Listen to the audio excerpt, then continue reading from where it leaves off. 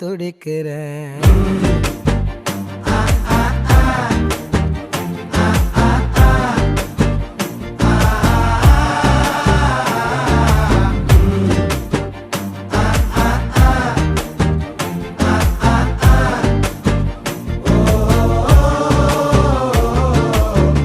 பச்சை குத்திக்கின உன்னோட பேர வலியில குச்சேண்டி 10,000 வீர பச்சை குத்திக்க